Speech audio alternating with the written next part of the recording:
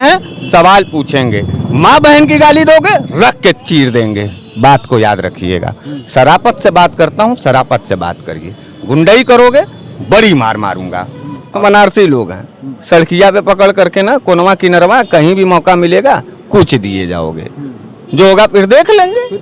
आप बदतमीजी करिए, आप बेवफाई करिए, आपको उसका सजा मिलेगा। ये तो सबसे बड़ी बात है कि जो बनारस है वो बनारस देश के प्रधानमंत्री श्री नरेंद्र मोदी जी का संसदीय क्षेत्र है। और लगातार अगर हम बात करें जो है, हमने कई बार वीडियो लेकर के बनारस वाले मिश्रा जी की अपने चैनल पर आया था और बहुत सारी चीज़ों को दिखाया था।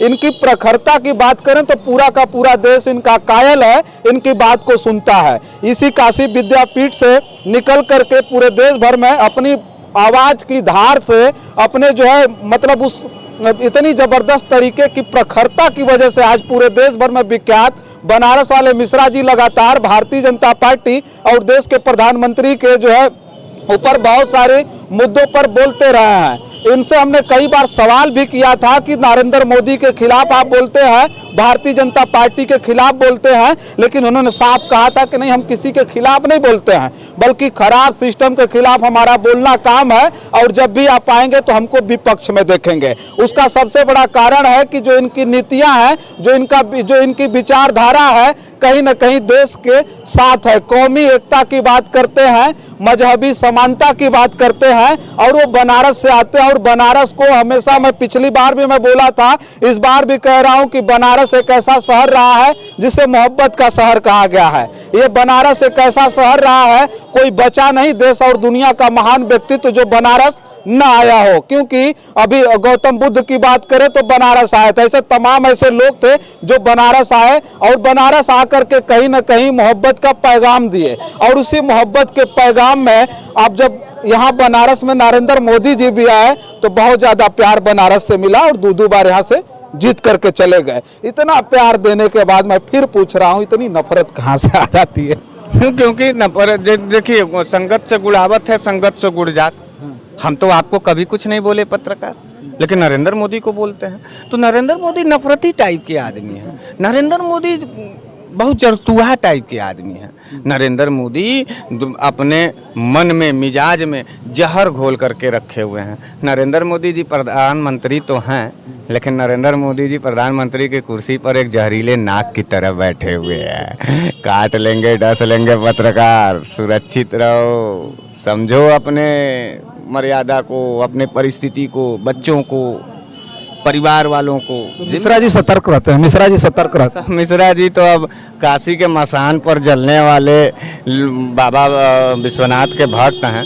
अब बनारसी कहाँ डरता है? नहीं डरते। बनारसी डरेगा? तो डरा रहे हैं दूसरे को, हमको डरा। किसको? हम आपको डरा नहीं, हम आपको चेता रहे हैं। हम चेतेंगे नहीं, बर्बाद हो जाएंगे।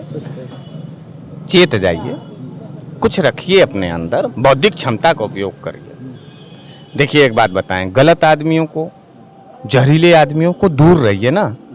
आप सांप लपेट लीजिए, सांप को अपने पास रखेंगे तो डसेगा ना मित्र। नरेंद्र मोदी इस देश के लोकतंत्र के लिए एक सांप है। भारतीय जनता पार्टी एक जहरीला अजगर है, लील जाएगा देश को, बर्बादी तो कर दिया है, क्या ले लेंगे आप? अच्छा, बनारस को आप बहुत ठीक से समझते हैं, बहुत बढ़िया से समझते हैं, लेकिन हमने देखा अभी बड़े चैनल पर बैठ करके लाइव में यहाँ आजमगढ़ के सांसद और भोजपुरी के सुपरस्टार दिनेश लाल यादव निरहुआ जी ने कहा कि जब हम बहुत पहले, हमारा एक एल्बम आया था, गाना था, उसमें उन्होंने गाया था कि ये राजा हमके बनारस घुमा दा। उन्होंने कहा कि जब हमने उस समय गाना गाया था, उसका मतलब अब निकल करके आ रहा है और उसको सार्थक बनाने का काम देश के यशस्वी प्रधानमंत्री श्री नरेंद्र मोदी ने किया है कि बनारस की जो सड़कें हैं ना, लंदन से भी जबरदस्त तरीके से लक लक लक एकदम चमक रही हैं। आपके ही सवलिया में आपका ही जबबिया छुपा हुआ है। वो कब गाया था निरहुआ? बहुत पहले। बहुत पहले। तो बहुत पहले का मतलब ये है कि बनारस की परंपरा, बनारस का अस्तित्व, बनारस का इज्जत, बनारस का सम्मान उस वक्त भी था कि नहीं था? कि उनके सपना सड़कें ऐसी नहीं थी, बता रहे। अरे हम कहते कुछ नहीं था, बनारस था ना, था कि नहीं था? तो बनारस नरेंद्र मोदी की वजह से नहीं है, बनारस बनारस के वजह से, बाबा विश्वनाथ के वजह से। अब बनारस घूमने के लिए ना मिजाजी मूड चाहिए, अंतरात्मा चाहिए, आत्मदर्शन करने की ताकत होनी चाहिए। वो अंग्रेज़ों को बैठा करके यहाँ ताली पीट करके बुलेट ट्रेन नहीं लाना। 22 बीत गया है, कई योजनाएं प्रधानमंत्री जी कहे थे कि 22 के अंतिम तक करेंगे। देश में सभी गरीबों को सन 2022 तक छत मिल जाएगा। मिल गया है रजनीश जी? छत तो मिला, लोग छत नहीं, सबको मिल गया। सबको नहीं मिला होगा, लेकिन छत तो बहुत सारे लोगों को मिला। ठीक है, छत टूटा भी है। हंसी है मत, हंस देते हैं तो क्रोध आ जाता है, क्योंकि मैं किसी के बर्बादी और दुख पर हंसता नहीं।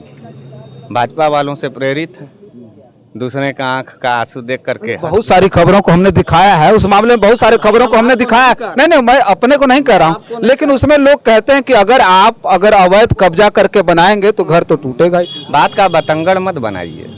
नहीं, जो लोग पूछते हैं, सवाल पूछते हैं कमेंट में, उस बात को मैं नहीं, आप कहिए। आप ही को और पूरे गोदी मीडिया को तो कहने का अधिकार है। हम लोगों को तो कहने पे जेल भेज दे रहा है। भेज रहा था ना, कई मुकदमे लगाए, सरकार भी लगाया, अब पुलिस भी जबरदस्ती लगाया। कोई दिक्कत नहीं है, और लगवा के भेजवाइए। किसी के दर्द पर हंसना भारतीय जनता पार्टी का खेल।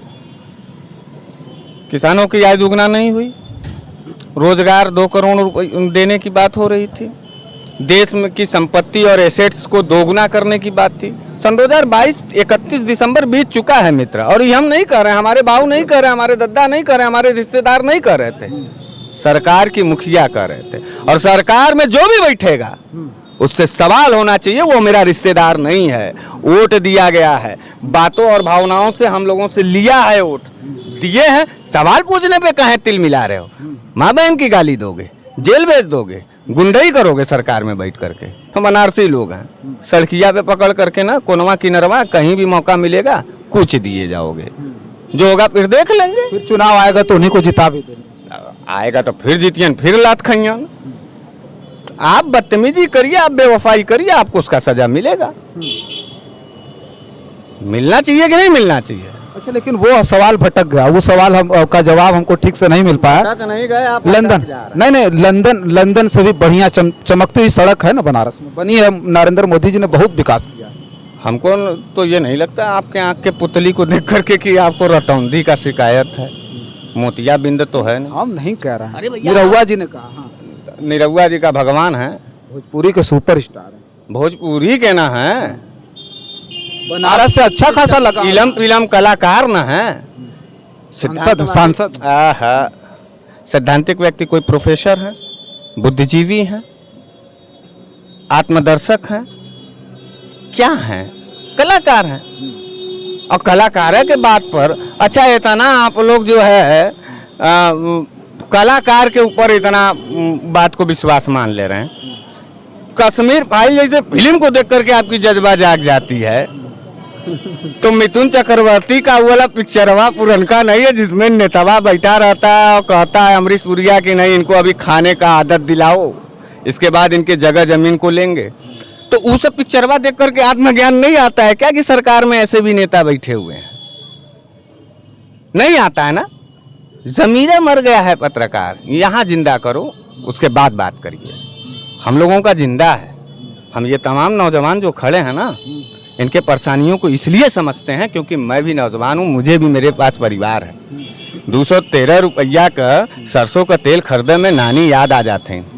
आलू, सब्जी, राशन, पताई, और जौन 17 के बाद से नोटबंदी हुआ है ना, उसके बाद से जिस तरीके से मार्केट वैल्यू गिरा है और पैसे का नदारत हुए हैं लोग, घरों में तनाव है, घरों में बंटवारा और बिखराव हो रहा है।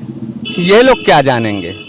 स्मृति ईरानी, हमारे देश की निर्मला सीतारमण जी ऐसा बयान दे रहे हैं कि हमको प्याज और लहसुन खाते नहीं, दामें नहीं मालूम है। तो इस तरीके के राजनेताओं के बीच में आपके भारत का बागडोर है, थोड़ा समझिए। हम ही नहीं कह रहे कि भाजपा के साथ आप विद्रोह कर लीजिए, हम ये कहना चाहते हैं कि सारे नेताओं की जवाबदेही तय करिए और सवाल पूछिए। यह भारतीय संविधान सवाल पूछने के लिए भी बनाया गया है, गुलामी करने के लिए नहीं। 700 साल 800 साल हम लोग गुलामी कर चुके हैं, वोट दिए हैं, सवाल पूछेंगे। माँ बहन की गाली दोगे, रख के चीर देंगे। बात को याद रखिएगा। शराफत से बात करता हूँ, शराफत से बात करिए। गुंडई करोगे, बड़ी मार मारूंगा।